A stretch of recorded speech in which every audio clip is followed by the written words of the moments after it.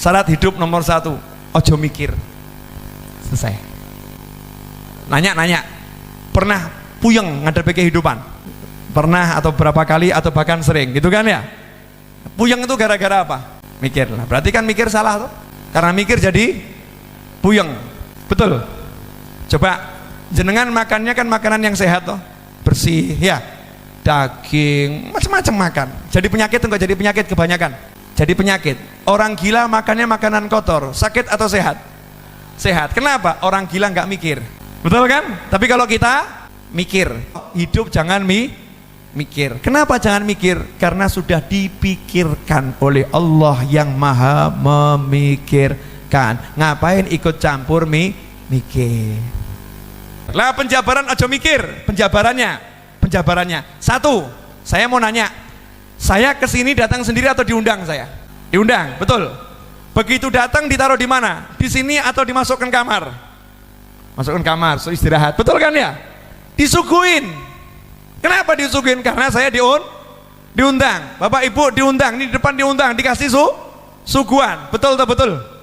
Disiapkan kursi untuk duduk, betul. Sekarang saya mau nanya, yang ngundang jenengan ke muka bumi siapa? Yang nempatkan Anda, nempatkan saya di bumi ini siapa? Siapa yang nempatkan? Nah kalau kita di sini aja dimuliakan sama yang ngundang, betul kan? Lah yang ngundang kita siapa? Nanya, yang ngundang kita siapa di muka bumi? Yang meniupkan ruh itu di muka bumi ini jadi manusia siapa? Yang datangkan kita ke muka bumi siapa? Lah kira-kira Allah jamin enggak kehidupan kita di muka bumi? Lah kenapa Anda masih mikir dan ragu? Kurang ajar kan? Wa ma min dabbatin fil ardi illa 'alallahi rizquha. Beb, nyatanya banyak yang susah gara-gara dia menyalahi aturan, mikir. Nggak boleh mikir, jalan aja hidup ini, jangan dipikir. Yang kedua, masalah itu tidak ada. Jadi kalau orang hidup ngeluhkan masalah terus, berarti orang itu mati, nggak hidup. Masalah itu tidak pernah ada, tidak ada masalah. Beb, nyatanya ada masalah, nggak ada. Contoh, ada orang punya utang, masalah nggak? Masalah kalau nggak bisa bayar, betul kan? Kalau bisa bayar jadi masalah? Enggak. Ada orang jatuh, masalah enggak? Masalah. Tapi kalau bisa bangun, enggak jadi masalah.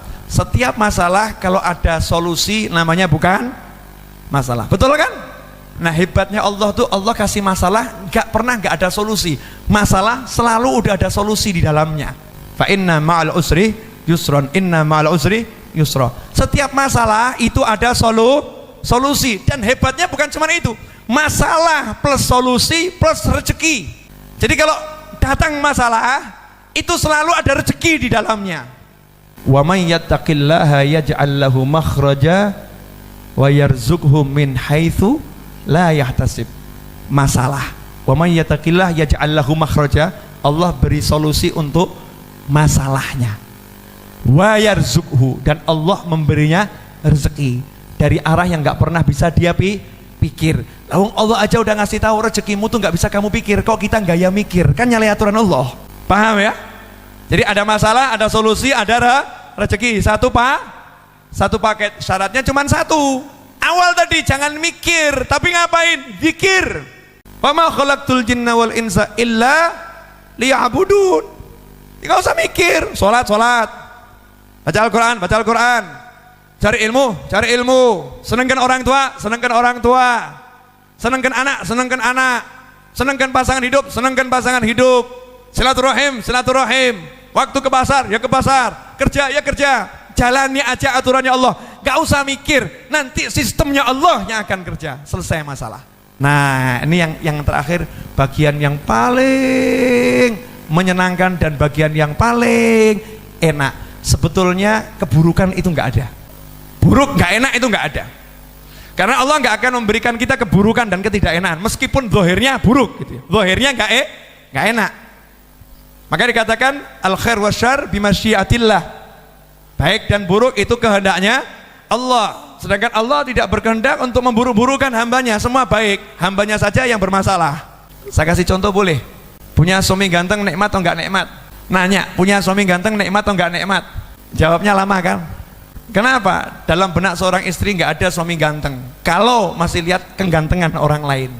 Misal gitu ya, ada orang itu, seganteng-gantengnya suami Anda, lihat saya kalah ganteng, karena orang yang ngomong itu gantengnya luar biasa. Lah kalau hidupnya cuma lihat orang ganteng, suaminya jadi jelek, suaminya jadi jelek, akhirnya dia pulang ke rumah ketemu orang jelek, akhirnya pulang ke rumah merasa punya suami yang jelek, akhirnya pulang ke rumah merasa dirinya rugi menikah dengan suami yang seperti.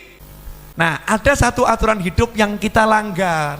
Udah diperingatkan sama Nabi, aturan hidup. Urusan dunia ini ya, ganteng, sugih, melarat, sehat, sakit, urusannya begitu-begitu. Jangan pernah lihat yang lebih sukses, dan bahkan jangan pernah lihat orang sukses. Suruh lihat orang yang susah. Itu aturannya Nabi. Lihat aja yang lebih susah, udah itu aturan Nabi. Kalau kita langgar aturan ketiga ini, habis semua hidup kita. Contoh, ada orang kakinya patah. Itu nikmat atau enggak nikmat? Baik atau buruk? Buruk kan? Kenapa dia lihat buruk? Karena dia lihat orang yang kakinya tidak patah. Karena dia lihat orang yang sehat, maka dia lihat yang namanya kaki patah itu buruk. Tapi coba kalau lihat orang yang punya kaki cuman separuh, kakinya dia patah, terus dia lihat masuk kampung kakinya orang itu hilang semua, separuh tok ini. Dia bilang apa nih?